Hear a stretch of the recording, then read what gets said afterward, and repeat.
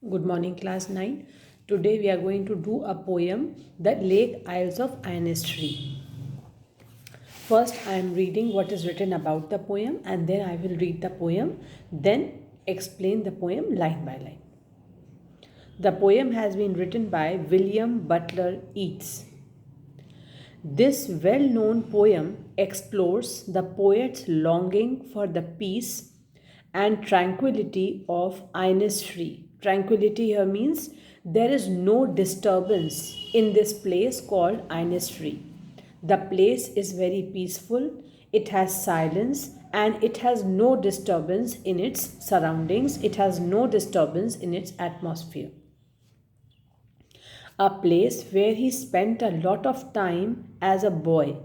This poem is a lyric. So, this is the poem about uh, this is the poem where the poet has spent his boyhood days, and the poet loves this place because this place is very peaceful.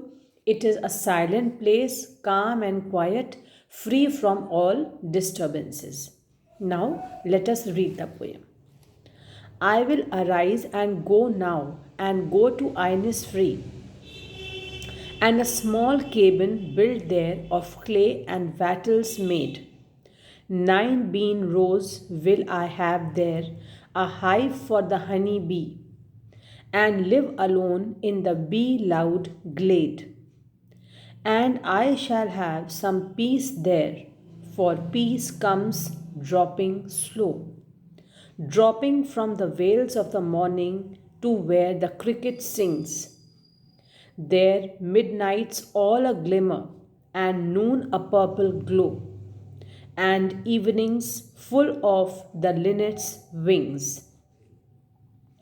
I will arise and go now, for always night and day. I hear the lake water lapping with low sounds by the shore, while I stand on the roadway or on the pavement's grey. I hear it in the deep heart's core. Now let us see the first stanza once again. I will arise and go now and go to Innisfree. Now, in this first line, the poet is saying he will stand up. I will arise means I will stand up and I want to go to Innisfree. And a small cabin built there of clay and wattles made. Cabin means here a small room, and wattles means sticks to make fences and walls. Wattles are sticks which are used to make fences and walls. So, in the second line, the poet says that when he will go to Innisfree, he will make a small room for himself. He will build a small cabin, a small room for himself, and the room will be made of clay and wattles. He is going to use clay and wattles, that is sticks, to make fences and walls of the room. 9 bean rows will I have there. Bean, you must have seen, it is a vegetable. Beans, you must have all eaten beans as a vegetable.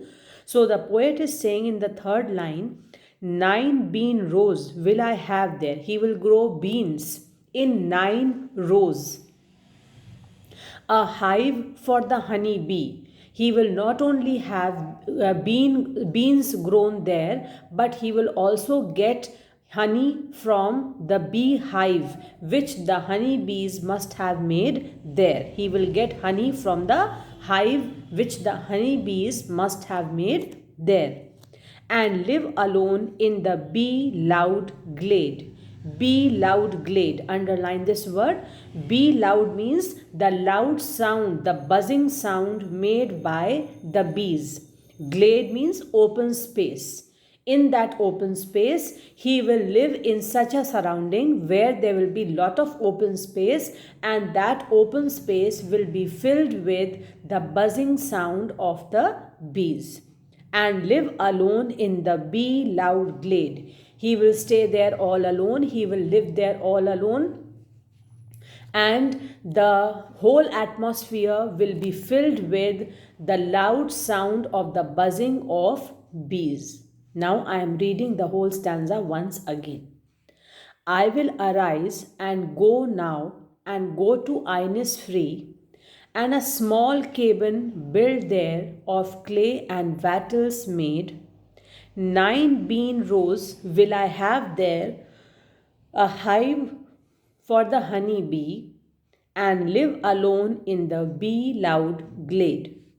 Second stanza. And I shall have some peace there, for peace comes dropping slow. So he says, when he will go to Innisfree and when he will start staying there, he will have peace there. As we have seen in the starting itself, that it is a place, Innisfree is a place which is free from all disturbances. It is free from all noises. So it is a place where the beauty of nature can be observed all around, and the place is full of peace and calm. There is quietness all around. That is why he is saying that I shall have some peace there. He will leave the world and he will go and live in that isolated place called Innisfree, which will be a peaceful place, and he will get peace, mental peace. He will live there peacefully. For peace comes dropping slow, because he says peace comes slowly. One starts experiencing peace slowly and gradually. It is a slow and a gradual process. Dropping from the vales of the morning to where the cricket sings. So in this second line, the poet says that in the morning, when it will be cloudy, he will see that morning will appear to him as if morning is wearing a veil. What is a veil? You must have seen that in some religions, the brides wear a veil which covers their face. Veil is a thin cloth which is used to cover one's face. So it will appear to the poet as if the morning is also wearing a veil. And what veil is it wearing? The veil of clouds. When it will be cloudy, I am repeating the explanation of the second line. When it will be cloudy and the view will not be very clear to him, it will appear to the poet as if the morning time, the morning is wearing a veil. That is why when a person wears a veil, that is a thin cloth on his face, on her face, then the face is not very clearly visible. Similarly, when the morning will be a cloudy morning and things will not be very clear, visibility will not be very clear, then it will appear to the poet as if morning is wearing a veil and it is hiding itself within that veil. It will appear to the poet as if morning is hiding itself within that veil. Dropping from the vales of the morning to where the cricket sings. Now, in the morning, he will also be able to listen to the song of the cricket. Cricket is an insect. So he will be able to listen to the singing of the cricket. There midnight's all a glimmer. Glimmer means shining. There midnight's all a glimmer and noon a purple glow. Now in this line the poet is saying that at midnight, when the stars will twinkle, their shine will give him peace, and at noon sunlight will give purplish color, and he will get peace when he will see these changing colors in the sky. I am repeating this. There midnight's a glimmer. He says that glimmer of what? Shining of what? Shining of stars. The poet is indicating towards the shining, the glimmer of the stars. At midnight, he will be able to see the stars shining in the sky, twinkling in the sky, and that sight will give him inner peace. Then at noontime, he will see that the sunlight is giving purplish color to the sky, and this beautiful color which is appearing in the sky, this purple color which will glow in the sky, which will shine in the sky brightly, this will give him peace once again. And evenings full of the linnet's wings. Linnet is a small bird, and in the evening he will see that the linnets are seen flying in the sky. You must have seen that in the evening time, all crows, all kinds of birds, they start returning to their nest. So similarly, in the evening time, he will see that the sky is full of linnets. These are small birds, and the linnets' wings can be easily seen. The linnet's wing means the linnets will be seen flying back to their nests. The sky will be full of linnets, and this beauty will again give him peace of mind, peace of soul. Now I am reading the second stanza once again. And I shall have some peace there, for peace comes dropping slow, dropping from the vales of the morning to where the cricket sings. There midnight's all a glimmer, and noon a purple glow, and evenings full of the linnet's wings. Now, last stanza. I will arise and go now, for always day and night. I hear the lake water lapping with low sounds by the shore. Now, in these two lines, the poet is saying that he wants to go to Innisfree, as all the time the sound of the water flowing, striking the shores, is repeatedly heard by him in his mind. Listen to the first two lines once again.